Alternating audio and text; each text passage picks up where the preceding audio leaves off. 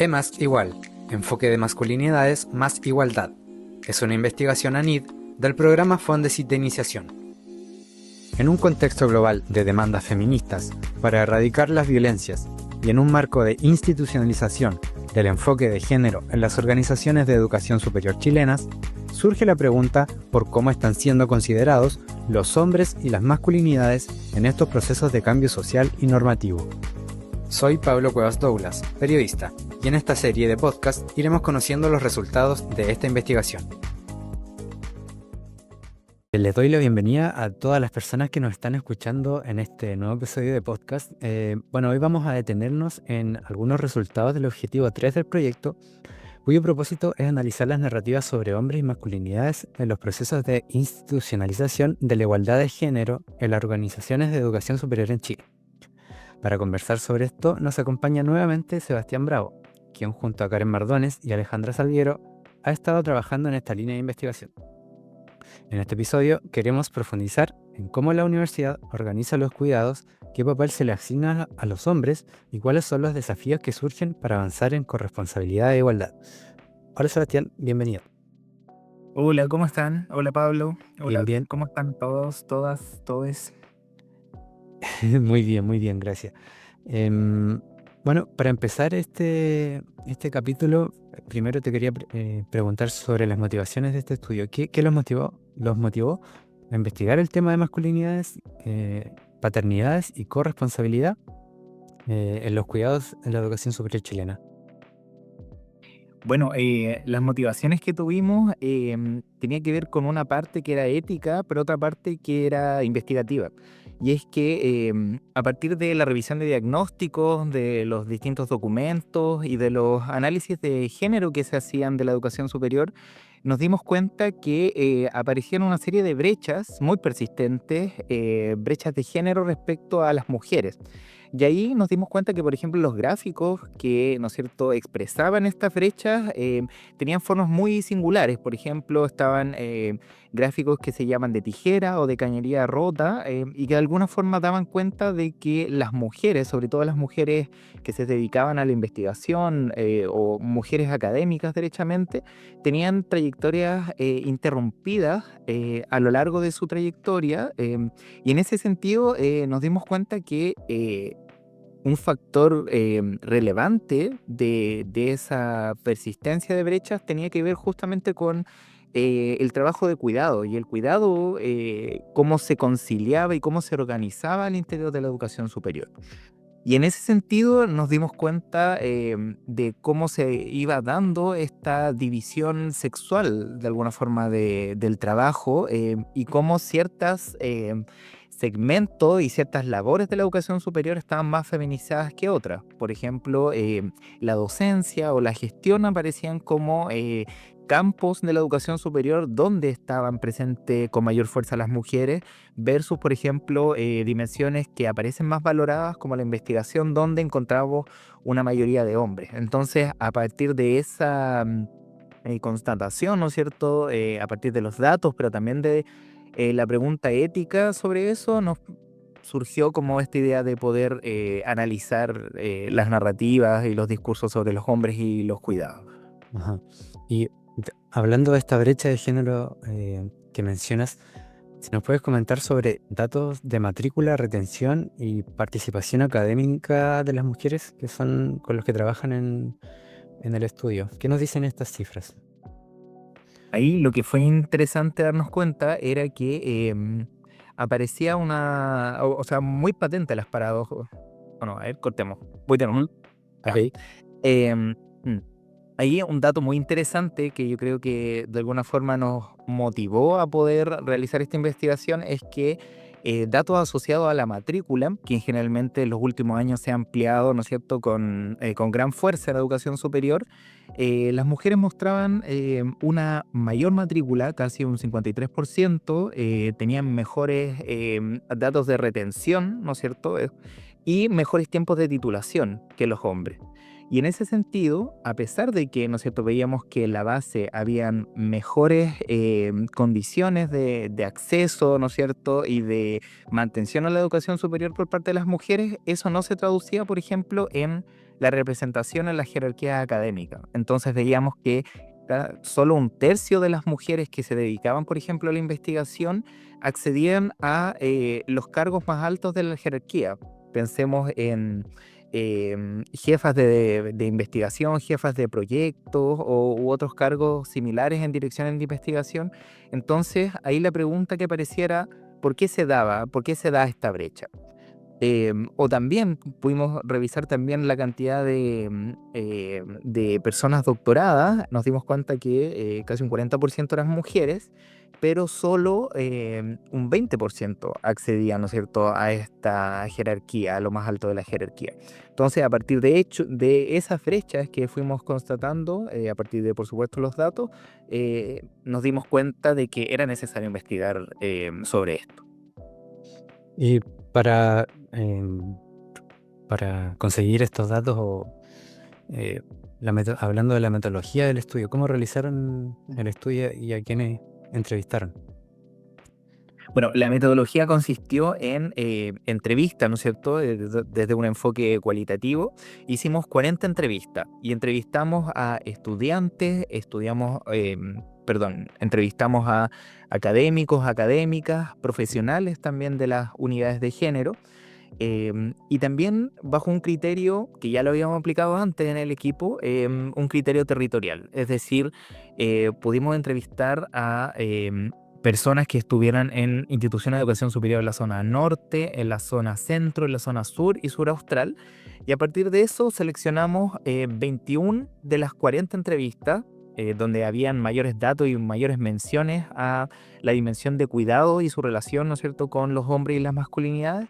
Y a partir de eso elaboramos un corpus que después, ¿no es cierto?, analizamos como equipo de investigación a través de una serie de códigos asociados justamente a la temática. Ujú. Y bueno, uno de los hallazgos en su investigación es la persistencia de una arquitectura maternalista. ¿Podrías explicarnos qué significa este concepto? ¿Cómo se reflejan en el estudio? Súper. Bueno, la arquitectura maternalista no es un término que nosotros acuñamos, sino que más bien ya está en la literatura de los 90, de los 2000, y esto apunta fundamentalmente a una estructura tanto institucional como cultural, donde se asume que las mujeres, y en este caso las madres, son las personas que cumplen el rol de cuidadoras principales, ¿no es cierto? Tiene que ver mucho también con los mandatos de género, que dentro de una estructura institucional, ¿no es cierto?, como la que vivimos tanto en la sociedad chilena, pero también que se ve reflejada en la educación superior, son las madres las que de alguna forma cargan con este mandato, con la presión social y la expectativa social también de hacerse cargo de los cuidados. Entonces, lo que queríamos reflejar a partir de esta idea de la arquitectura maternalista era que muchos de las iniciativas políticas y de alguna forma la organización que se da en las universidades y la educación superior está pensado para la reproducción de ese mandato. Es decir, está pensado para que las mujeres se hagan cargo del cuidado al interior de la educación superior. Y eso, como decía al principio del podcast, tiene una serie de efectos, que es que algunas labores se van feminizando, ¿no es cierto? Ya hablaba yo, por ejemplo, de la docencia y la gestión y el acompañamiento, ¿no es cierto? Donde generalmente vemos a profesoras que se encargan de eso cuando surgen, por ejemplo, conflictos de convivencia, cuando hay que hacer adaptaciones a las clases versus otras áreas, propiamente la investigación, ¿no es cierto? O ciertas áreas de la gestión que están masculinizadas y donde encontramos muchos más hombres a partir de precisamente esta división, de esta arquitectura maternalista. Y eso finalmente termina por reforzar las desigualdades que ya veíamos al comienzo, ¿no es cierto?, en los diagnósticos de género, y que de alguna forma reproduce las desigualdades que ya aparecen en esta división. Entonces, a partir de eso, encontramos que los hombres tenían más bien un rol secundario. Algunos autores, autoras hablaban hace 10 años de que había una ausencia, ¿no es cierto?, de los hombres dentro de las políticas. Nosotros nos dimos cuenta que aparecen más bien un rol secundario, invisible. Por tanto, entonces se refuerza esta idea de que las mujeres tienen que hacerse cargo finalmente del cuidado. Claro.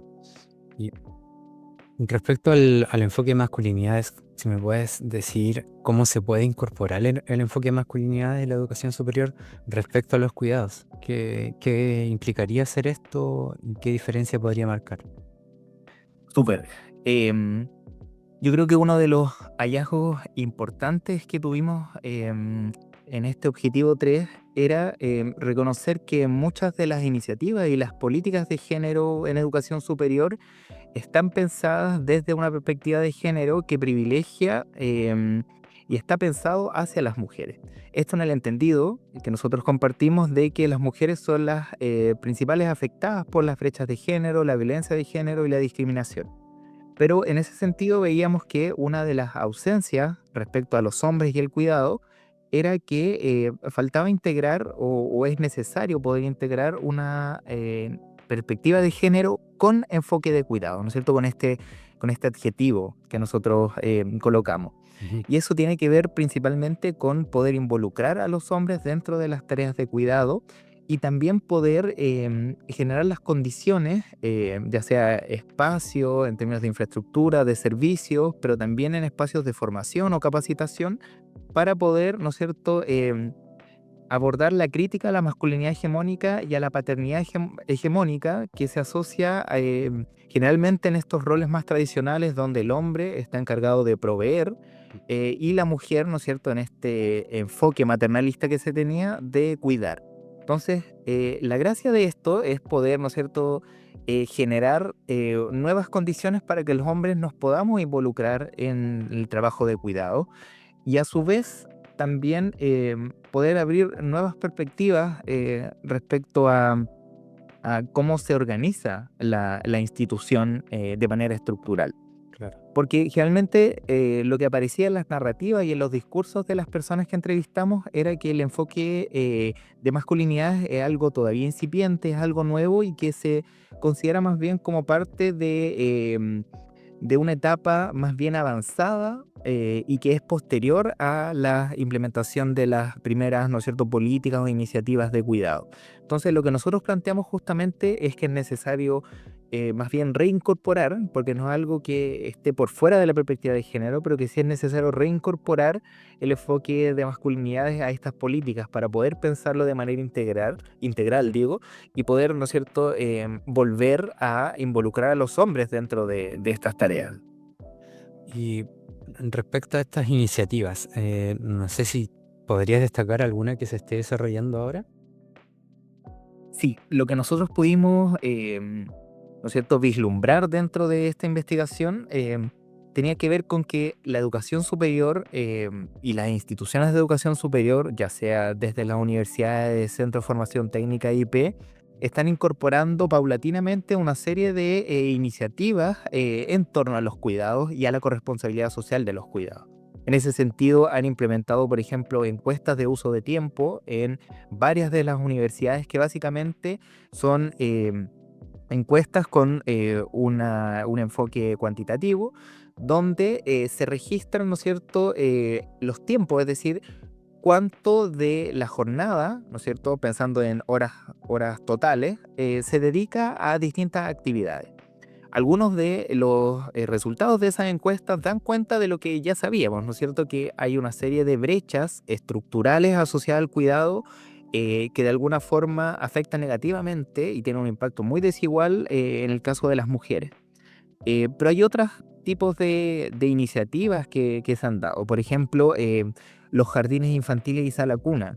Una gran cantidad de instituciones ya cuentan con eso a través de distintas vías de financiamiento, ¿no es cierto? Hay unos que tienen algunos convenios con instituciones estatales, hay otros que son convenios privados y también muy fuerte desde los últimos años tienen que ver con las salas de lactancia, que son espacios, ¿no es cierto?, de promoción de la lactancia materna y de la maternidad que han ido, ¿no es cierto?, emergiendo a partir de las propias necesidades de las comunidades y del reconocimiento de em, la necesidad de poder conciliar tanto el cuidado con las labores de estudio o de trabajo, ¿no es cierto?, dentro de las comunidades universitarias. Entonces, esas han sido parte de las iniciativas, sumado también a algunas universidades que ya cuentan con, por ejemplo, políticas de corresponsabilidad, ¿no es cierto? Y que se han incluso podido traducir en protocolos y manuales para poder, ¿no es cierto?, promover este tipo de iniciativas y que se han planteado incluso como ejes estratégicos dentro de esta arquitectura institucional. Ujú.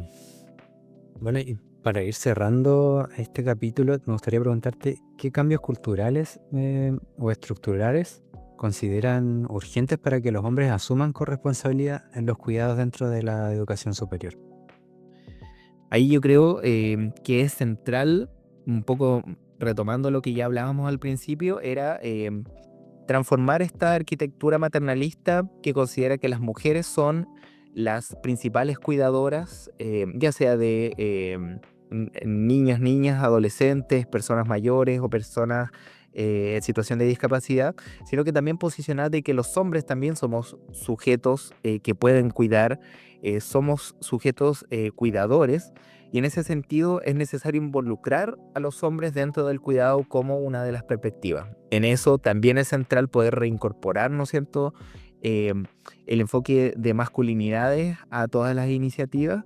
Y yo creo que hay algo central también en cómo se entienden esta serie de políticas e iniciativas, que es pensarlo no solo como un beneficio o como una ayuda dentro de la trayectoria estudiantil, sino que más bien pensarlo como un derecho.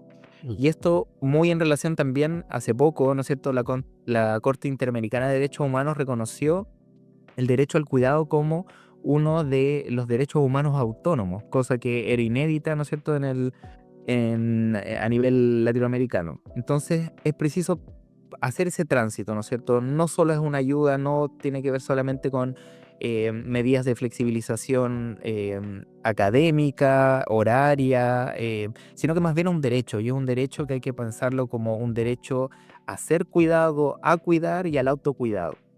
Y por último, yo creo como también destacar que es necesario poder avanzar también a nivel de educación superior, ya de manera más estructural, avanzar en reconocer el cuidado como esta parte invisibilizada que muchas veces no se nombra y que se naturaliza, de poder reconocerlo como parte de los trabajos que tiene cada persona en la comunidad universitaria, ¿no es cierto? No es solo los que o las que trabajamos en la universidad, sino que también hay una vida que sostener.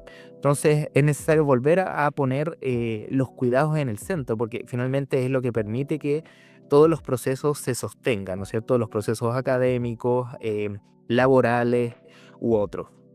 Entonces creo que es central volver a reposicionar esa idea, ¿no es cierto?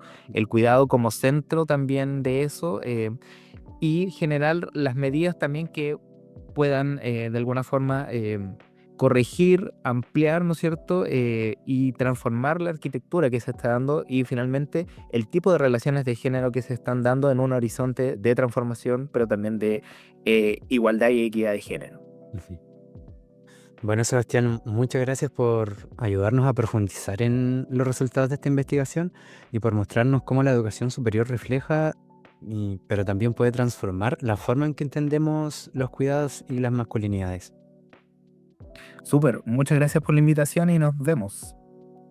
A quienes nos escuchan, les invitamos a seguir reflexionando sobre cómo construir relaciones más justas e igualitarias en todos los espacios en los que nos desarrollamos y también a seguirnos en nuestras redes sociales donde subimos contenido variado sobre esta temática. Esto fue Más Igual, nos encontramos en el próximo capítulo. Chao. Más Igual, enfoque de masculinidades más igualdad. Es una investigación ANID del programa Fondesit de Iniciación. En un contexto global de demandas feministas para erradicar las violencias y en un marco de institucionalización del enfoque de género en las organizaciones de educación superior chilenas, surge la pregunta por cómo están siendo considerados los hombres y las masculinidades en estos procesos de cambio social y normativo. Soy Pablo Cuevas Douglas, periodista, y en esta serie de podcast iremos conociendo los resultados de esta investigación.